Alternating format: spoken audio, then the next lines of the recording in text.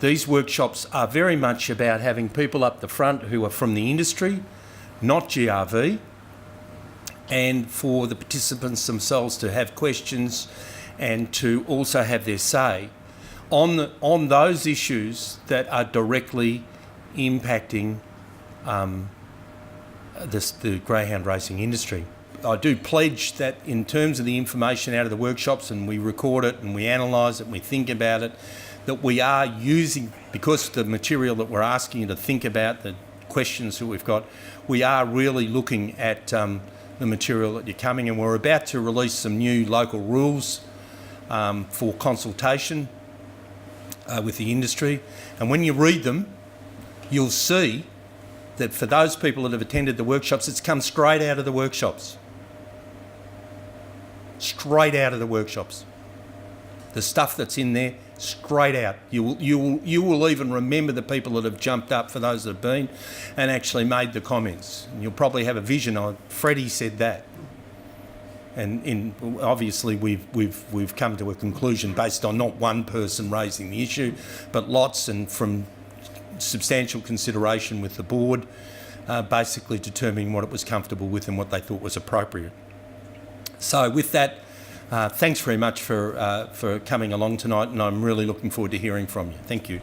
I'm very passionate about mentoring and education of younger trainers. I don't think that our industry has any path for young people to take today, and our demographic of trainers and owners are basically very older people.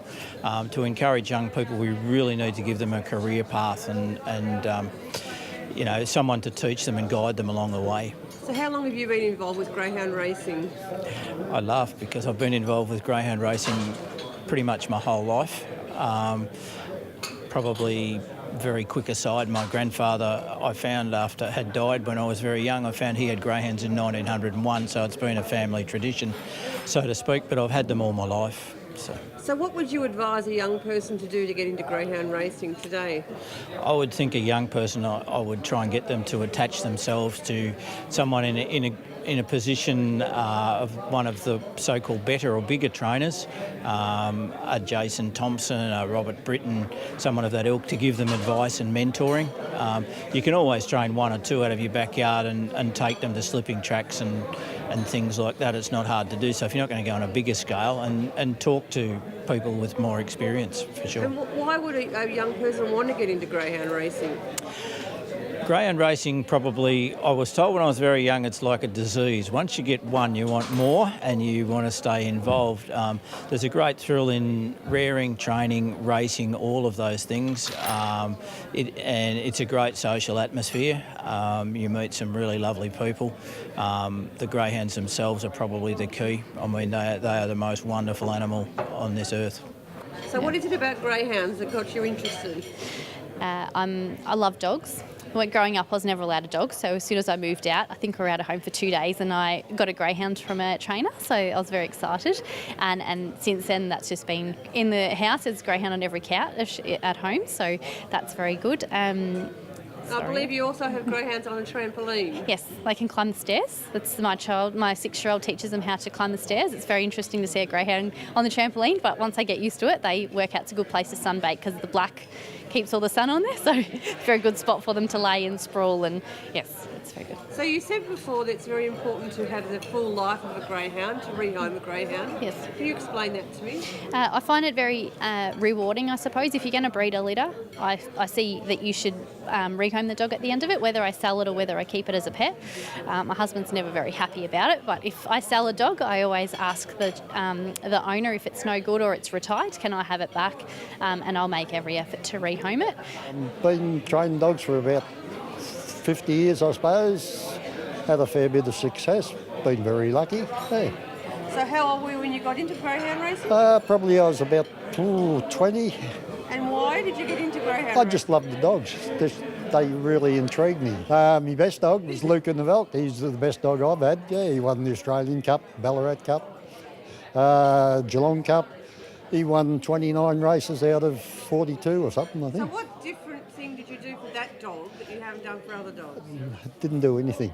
That was him. He was just a natural. So how do you get a dog to be just a natural? I don't really know. I bred the litter and there was 5 in the litter. They were all very handy dogs, but he just stood out. He just absolutely just wanted to chase. He had that the desire to win. So is it like an athlete, like a footballer? There's Absolutely something right. inherently in there?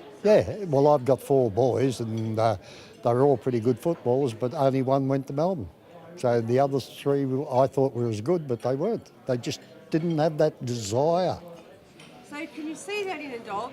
Can you see it when you first... Oh yeah, when you break them in, trial them and that, you can see it. Yeah, they stand out, the better dogs. You can see it straight away.